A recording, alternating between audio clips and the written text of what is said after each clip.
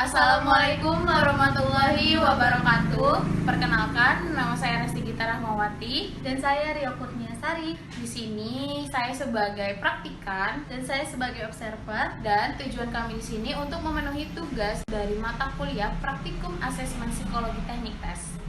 Happy watching.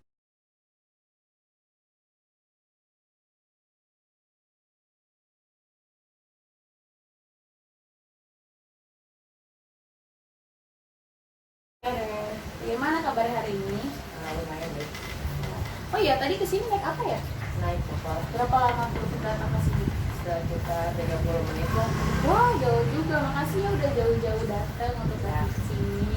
Nah, sebelumnya di sini saya perkenalkan diri, saya Resi Gita Rahmawati, selaku mahasiswi bimbingan dan konseling untuk Anda mau datang ke sini untuk melakukan konseling. Nah, sebelumnya saya ingin memperkenalkan diri dulu nih ya. Perkenalkan, saya Resi Gita Rahmawati, selaku mahasiswi bimbingan dan konseling Untirta tahun 2019. Di sini saya akan melakukan proses konseling. Nah, kebetulan di sini juga sudah tersedia formulir identitas klien dan juga surat pernyataan persetujuan klien yang dimana nanti kamu harus mengisi identitas data ini bahwa kamu telah mempersetujui dan mengisi identitas secara lengkap. Yang pertama di sini sudah tersedia ada formulir identitas klien yang dimana kamu sebagai klien mengisi identitas ini dengan lengkap. Silakan disesuaikan dengan data-data yang sudah tertera untuk diisi sesuai data diri kamu. Ini semua harus diisi Iya, sampai terakhir ini. betul. Nah, nanti kemudian jika itu sudah selesai akan ada surat pernyataan persetujuan sebagai klien untuk melakukan konseling.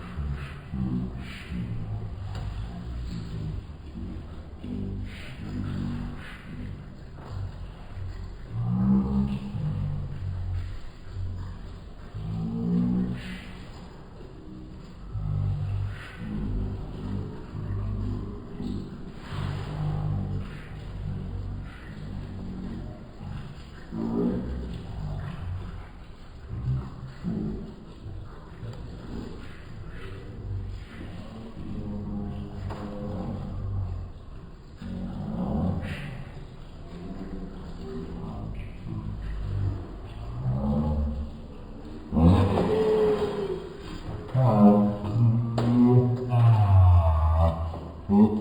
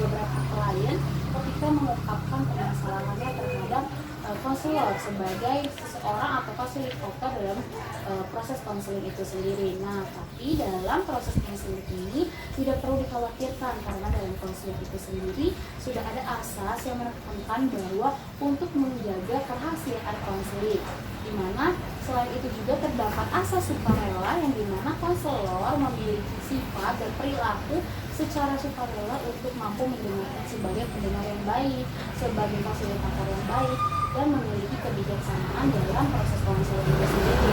Selain itu terdapat juga asas keterbukaan yang dimana adanya keterbukaan antara konseli ataupun konselor, di mana jika konseli melakukan keterbukaan tersebut maka akan memberikan dampak dan dorongan kepada konselor untuk memberikan fasilitator atau memfasilitasi konseli dengan maksimal, sehingga diharapkan kamu sebagai klien atau konseli untuk memiliki sifat dan perilaku yang terbuka terhadap permasalahan atau hal-hal yang menghambat diri kamu kepada konselor, agar saya di sini sebagai konselor mampu untuk memberikan arahan atau penanganan yang maksimal. Bisa dipahami? Baik. Kita boleh nggak sih? Ini bersedia sebagai konselor untuk mendengarkan kamu sebagai klien. Nah, sebelumnya permasalahan apa sih yang sedang kamu alami saat ini? Masalah pertemanan seperti apa yang kamu alami? Ada sedikit kesalahpahaman gitu. Ya mungkin memang tidak terlalu berat, cuma sedikit berpengaruh dalam hidup saya sih Kak. Berarti memiliki pengaruh yang sangat besar ya dalam dampak-dampak yang negatif yang ada di diri kamu gitu. Iya, kayak dari permasalahan itu tuh muncul adanya perbedaan gitu loh dalam perspektif diri saya sendiri gitu loh. Jadi adanya perbedaan pendapat yang muncul dalam diri kamu dengan teman-teman kamu. Satu, dua, tiga. Baik, bolehkah saya mendengarkan cerita tersebut atau permasalahan kamu secara mendetail? Boleh ya. Tapi aku cerita berdasarkan misalkan aku aja ya. Jadi yang pertama itu aku cerita adanya kesalahpahaman. Jadi di sekolah aku tuh sempat ada acara gitu, acara yang lumayan besar sih, dan aku tuh saat itu ada di bagian properti. Otomatis kalau di bagian properti pasti kayak pikiran kemana-mana dong, kayak mikir tentang gimana harus perfect di hari itu, dan sedangkan waktunya itu cuma terbatas dalam beberapa hari doang gitu. Setelah itu aku tuh nitip HP ke teman aku, awalnya karena aku nitip dia karena yang percaya lah gitu, karena nggak bakal diapa-apain. Aku percaya sama dia kalau udah aku titip cuma sekadar nitip HP doang gitu, nggak mungkin dia apa-apain kan. Tapi ternyata dia tuh malah membuka semua yang di HP aku. Nggak tahu kenapa dia bisa tahu password HP aku di mana, nggak tahu. pasti dia ngebuka semua. Dan di situ ada salah satu kan namanya juga anak SMA pasti punya grup masing-masing dong, kayak berempat apa ya, set class-nya mereka gitu. Habis kayak gitu aku juga punya salah satu grup yang emang tempat kita sering ngobrol atau gimana kan pulang gini. Terus di grup itu ada kita ngobrolin tentang dia tuh punya penyakit asma. Dia punya penyakit asma dan kita ngomong di situ kalau dia tuh lagi nge-vape gitu loh. Kita ngomong kayak kenapa dia kayak gitu padahal dia punya penyakit asma dan sering kamu gitu. Kita kayak agak sedikit concern lah gitu sama dia. Tapi pandangan dia terhadap chat itu tuh beda. Dia menganggap chat itu tuh kayak negatif aja. Terus habis itu ternyata tanpa kita ketahui, tanpa kalau aku ketahui, dia tuh ternyata bilang ke orang-orang ke kelas aku ya, kalau aku tuh kayak ngomongin dari belakang lagi ini lagi gitu loh, pokoknya hal-hal negatif aja yang diceritain ke teman-teman kelas. Of course teman-teman kelas pasti melihat dia karena yang mereka tahu cuma dari pembicaraan si orang ini aja, tanpa tahu kebenaran itu kayak gimana. Habis kayak gitu pada malam harinya di saat kita lagi hektik buat benerin properti, bikin makanan segala buat acara besok, mulai itu di kelas kayak nyerang lah gitu ya. Pertama sih dari mulai sindir-sindiran ya, awalnya aku nggak ngerasa apa-apa karena pikiran aku kan ya nggak kemana-mana lah, safe aja. Tapi ternyata itu tuh ada kayak sindikat gitulah, sindikat buat nyerang kita gitu. Awalnya benar-benar nggak tahu apa-apa, tiba-tiba langsung diserang dan lucunya bukan dia yang nyerang tapi orang lain yang nggak tahu permasalahan ini gitu. Kayak sampai ngata-ngatain lah, nunjuk-nunjuk gitu yang kayak wow, kaget lah ya, sempat kaget gitu kayak kok mereka bisa langsung paham gitu, maksudnya langsung gimana ya, kayak langsung nyerang tanpa tahu kebenarannya gitu loh, kayak gimana kan. Kalau itu kan namanya apa ya, kayak gitu lah intinya, seperti itu. Jadi sebenarnya sedikit hati-hati sih, soalnya kan mereka nggak tahu apa tapi langsung nyerang gitu, kayak nggak make sense banget. Tapi di satu sisi juga kita ngelihat karena masih anak SMA, kayak masih belum bisa berpikir panjang lah kayak gitu kan. Awalnya sempat kayak gitu, sempat kayak kepikiran juga karena acara buat besok, acara kelas. Gak mungkin kita di tahun pertama sekolah langsung bete di acara pertama juga kan, langsung kayak ancur-ancuran tuh nggak banget. Sedangkan effort kita buat acaranya tuh udah gede banget. Jadi sebisa mungkin kita nurunin ego, benar-benar kita nurunin ego kita untuk ngelakuin acara itu, tapi dengan hati yang cukup berat ya. Di situ tuh kita benar-benar kayak agak stres banget. Gimana caranya bisa ngelakuin 3 tahun ke depan dengan orang-orang yang ngebenci kita di satu sisi itu. Tapi lama-kelamaan setelah dilihat-lihat, setelah orang-orang itu kayak pada mikir, mungkin yang nggak tahu, orang-orang mikir lalu orang tuh kayak nggak percaya bisa ngomong mereka. Jadi lama-lama orang tuh pada nyakit kita juga. Itu aku ngerasa kayak oke, karma tuh beneran ada gitu. Dan karmanya tuh berlaku pas 12 gitu ya. Di saat itu tuh aku benar-benar ngerasa kayak karma tuh benar-benar berjalan baik gitu. Di satu sisi dia di kayak nggak terlalu diniin lagi karena omongan dia tuh benar-benar gak sesuai sama fakta gitu loh, yang bikin kita kesel. Kita juga nggak bisa melawan karena kan kita cuma berenang lawan satu kelas, nggak mungkin dong, nggak mungkin menang juga. Sampai akhirnya minta maaf baik-baik segala, cuman tetap sindir-sindiran masih tetap berlanjut.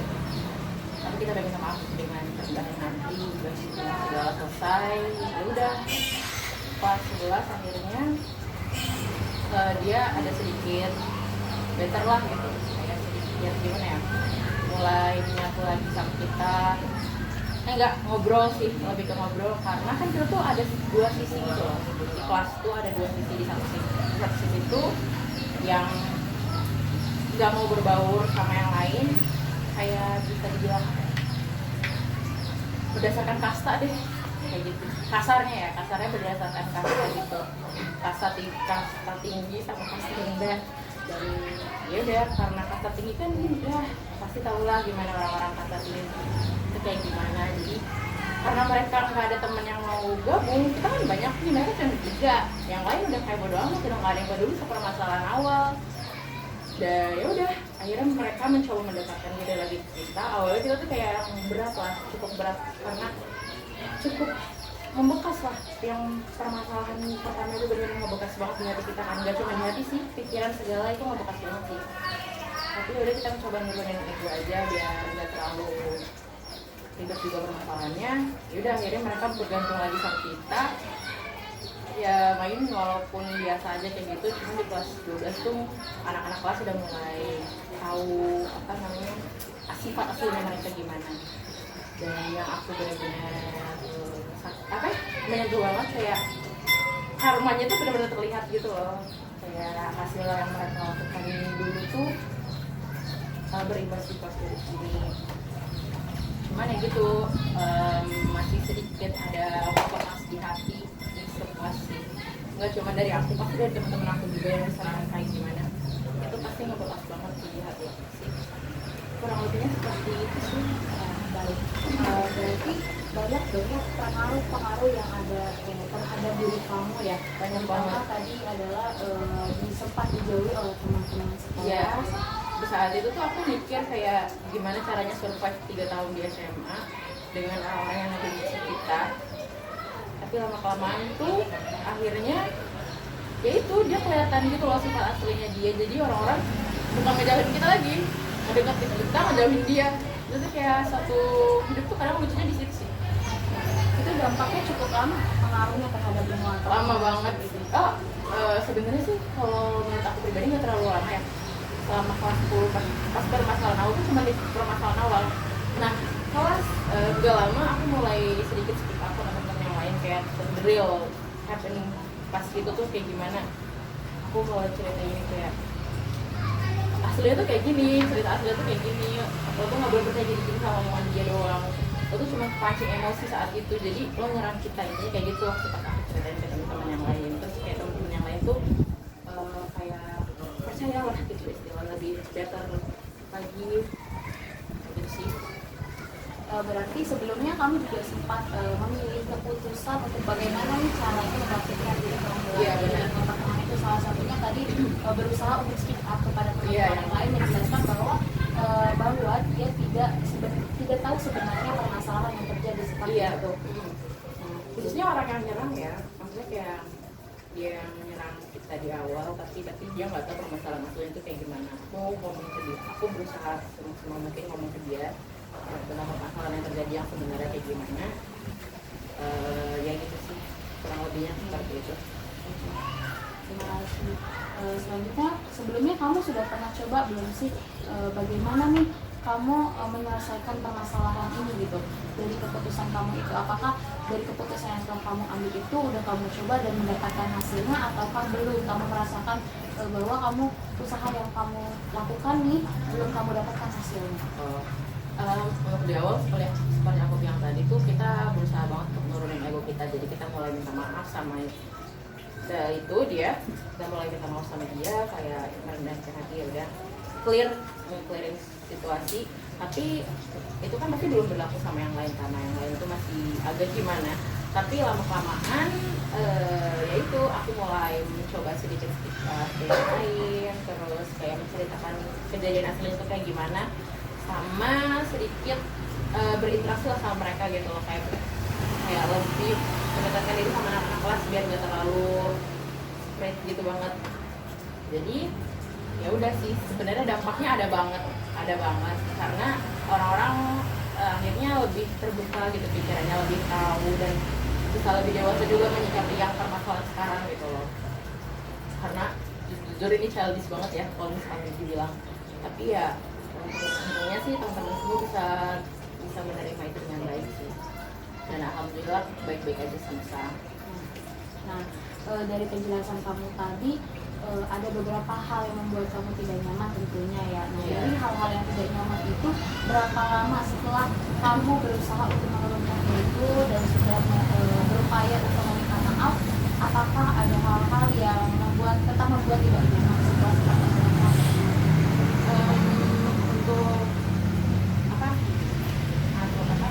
jarak permintaan maaf segala itu kan cepet ya, karena kita mau kerja cepet aja lah, karena biar selesai gitu masalah, biar cepet gitu, permasalahan juga cepet. Kurang lebih 2 minggu mungkin ya. Terus setelahnya tapi kita masih sedikit agak gimana ya, agak berat lah hati gitu, sampai ending juga masih agak berat hati, tapi ya udahlah gitu. Pasti hidup juga nggak mungkin mulus-mulus banget, pasti ada rintangan kayak gini kan. Jadi ya udah, kita cobain aja sih, coba nurunin ego aja sih sebenarnya.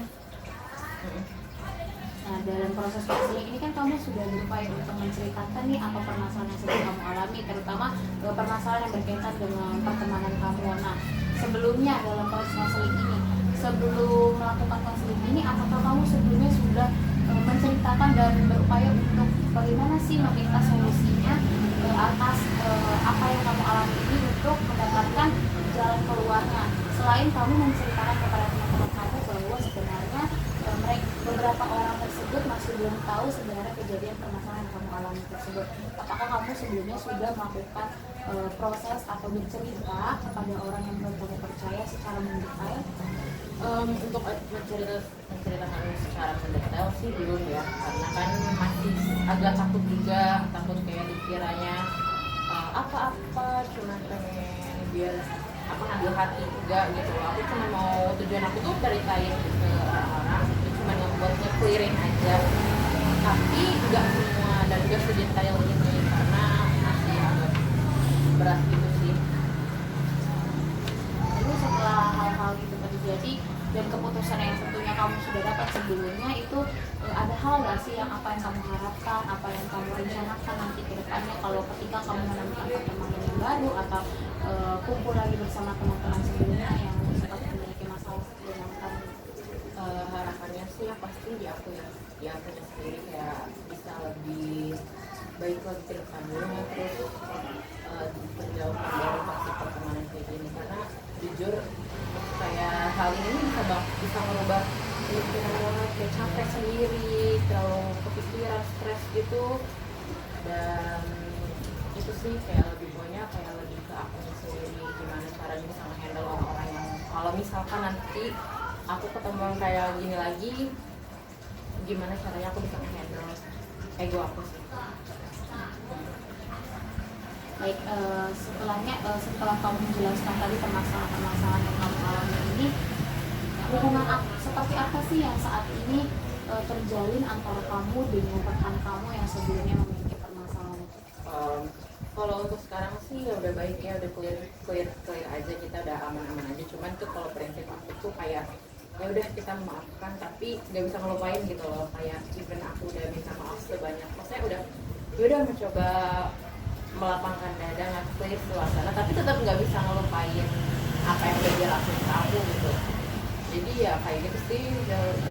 Baik, setelah proses konseling tadi, apakah masih ada hal-hal yang akan kamu sampaikan untuk sampai saat ini? Kalau untuk sampai saat ini cukup sih, itu aja dari saya. Baik, boleh saya simpulkan dari apa yang telah kamu jelaskan sebelumnya?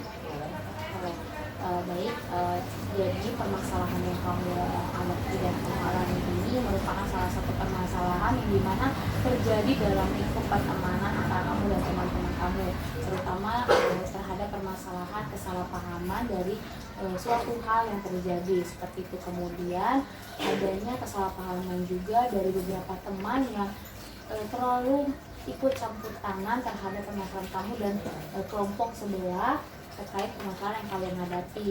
Padahal nyatanya bahwa beberapa teman yang menyerang kamu dengan teman-teman kamu tersebut merupakan teman yang dianggap tidak tahu apa-apa dan tidak tahu menahu permasalahan yang sebenarnya seperti apa. Itu seperti itu. Nah, baik, saya lanjutkan.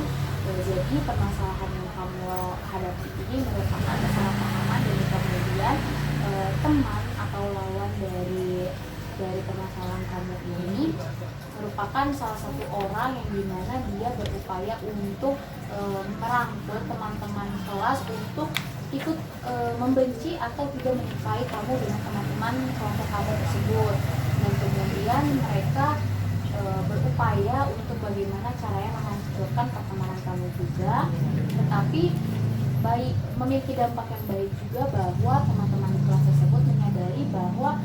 perilaku yang dilakukan oleh orang tersebut merupakan perilaku yang tidak baik dan memiliki dampak yang tidak baik terhadap lingkungan pertemanan. Sehingga pertemanan di antara dalam kelas tersebut akhirnya menyadari bahwa ternyata kamu dan teman kamu yang sebelumnya sempat diserang oleh mereka yang tidak mengetahui permasalahan tersebut, akhirnya menyadari bahwa kalian tidak bersalah, dan itu adalah sebuah akal-akalan yang disebut sebagai akal-akalan orang yang bermasalah dengan kamu ini untuk membenci kamu dan juga mencari kesalahan orang lain seperti itu. Iya, benar banget.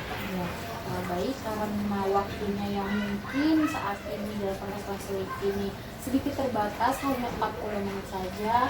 Saya harap di kemudian pertemuan kita dapat bertemu kembali di pertemuan yang kedua, yaitu sekitar pada tanggal 1 November 2021. Jika kamu bersedia, saya harap kamu dapat hadir kembali dan terbuka terhadap permasalahan-permasalahan yang dapat kamu ceritakan kepada saya yang dipercaya sebagai konselor dari permasalahan yang kamu alami ini. Terima kasih.